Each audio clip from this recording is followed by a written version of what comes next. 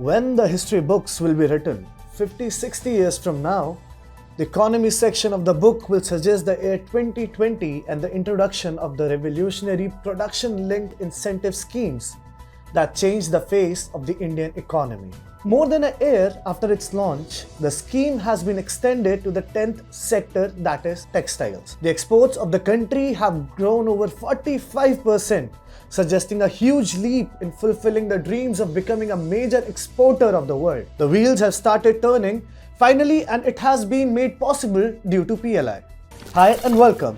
You're watching TFI English, the national socio-political analysis arm of the TFI Media Group. I'm your host Tribhuvan, and in this video, I will tell you how India's export hit a record high, riding on the success of the PLI schemes. Let's begin. The Narendra Modi government yesterday extended the ambit of the revolutionary production-linked incentive scheme and included the textile sector. With the budgetary outlay of Rs 10,683 crore that will be provided over 5 years, the scheme is expected to give a major fillip to the sector. The extension of the scheme comes at a time when India's merchandise exports in the August touched $33.14 billion, 45.17% higher than a year ago, and 22.5% over the pre-pandemic levels of August 2019. The government's Make in India and as a corollary, Atmanirbhar Bharat push to become the factory of the world is gradually taking shape. In the first 5 months of the financial year, exports have touched $163.67 billion mark, which is nearly 67% higher than the same period last year and 22.9% higher than 2019. However, the Modi administration is not sitting on its laurels and is planning to achieve the ambitious target of exports worth $400 billion this year. With 7 months to go, the target looks well attainable. With the introduction of the PLI scheme in the textile sector, the Union Textiles Minister Piyush Goyal has set eyes on the target of exports worth $44 billion come financial year 22, compared to the current $33 billion.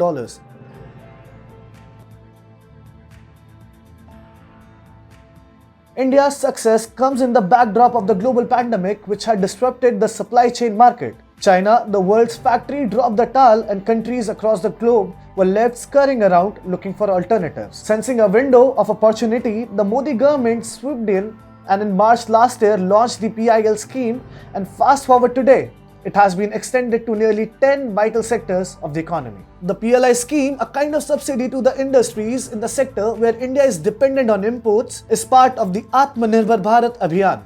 Instead of providing incentives early to the manufacturing companies, the government is now providing incentives after the output. A change in the policy that has yielded considerable benefits. PLI has created a scope for volumes or scale which never existed earlier. This has created a huge opportunity for exports to grow. China is already wary of development, and despite the pandemic's influence considerably easing out, it is holding back supplies to India to drive up the prices, according to a report by ET. However, the masterstroke from the government is starting to pay dividends. The export of mobile phones from India grew by a massive 250% year-on-year in the April-June quarter of financial year 22, thanks to the PLI scheme. There was also a sharp decline in the import of mobile phones at Rs 600 crores during the first quarter. The main aim of helping the mobile phone segment was to boost exports and in some cases for national security. Similarly, despite a sluggish market environment for the automotive sector in the financial year 2020 to 2021, overall automobile exports grew 56.55% in March 2021 owing to the PLI scheme.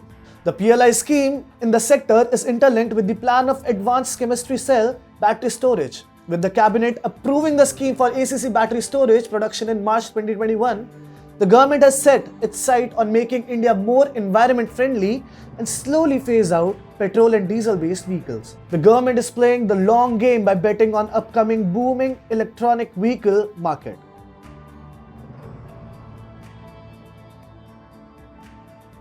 India, in the last fortnight or so, has inoculated over 1 crore vaccine in a single day on 3 separate occasions. The total number of jabs administered has breached the 70 crore mark, despite the doomsayers expecting otherwise through their carefully crafted yet dumb models. The rise and the success of Indian vaccine story can be attributed to the pharma sector and in turn the PLI scheme. After China and the US refused to provide the raw materials required for the production of vaccine, India turned inwards and ushered a revolution within the industry. PLI scheme was kick-started with active pharmaceutical ingredients or key starting materials as the focus products. A second PLI scheme for the pharmaceutical sector was launched earlier this year in March with the outlay of an additional $2 billion.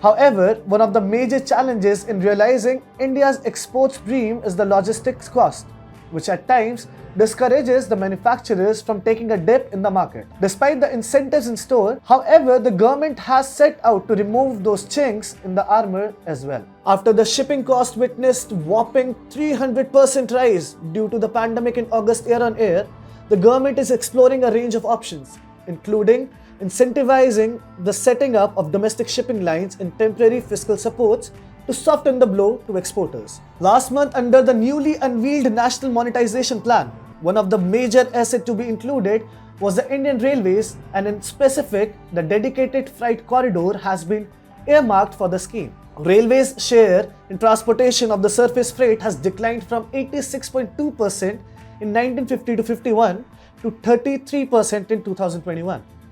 To overcome the logistics problem domestically, the government is set to correct the historical anomaly of not having a single dedicated freight corridor. Currently, Western DFC connecting Haryana and Maharashtra and the Eastern DFC connecting Punjab and West Bengal are under construction. The quicker, cheaper and more reliable movement of goods will contribute to reducing India's inordinately high logistics costs, which make up for 13 to 14% of the GDP. The DFC will bring down to 8%, which will be in tune with the global standards. Modi government sharpness in completing the project will reduce the logistic cost of the railways network, which in turn will influence the price of the goods. More importantly, it will also boost ease of doing business and attract greater foreign investment.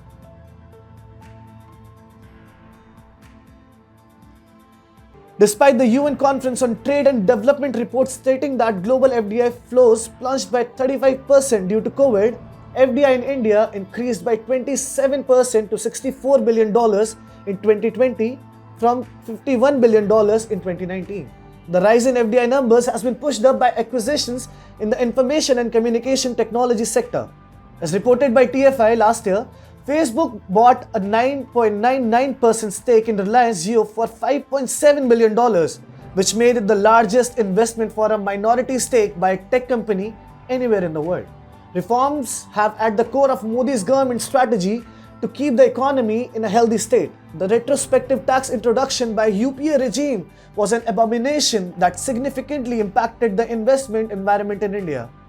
Moreover, it brought international flag to the country, courtesy the Vodafone and Khan's Energy arbitration cases. However, the current Modi administration has done away with the dictatorial taxation scheme and mended bridges with Keynes.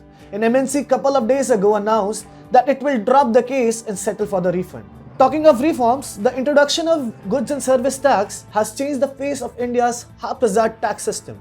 According to the fresh data released by the Finance Ministry, the GST collection for August crossed the 1 lakh crore mark, and after doing so in July as well.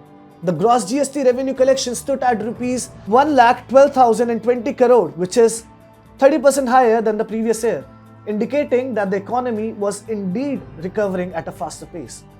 The aim of a $5 trillion economy by 2025 cannot be achieved without an influx of huge cheap capital in the country, and investment will come only when there is a stable government, conducive taxation environment, structural reforms in the lands and labor sector.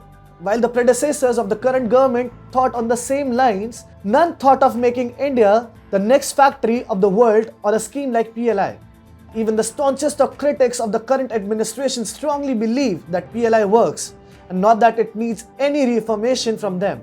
The results speak for themselves.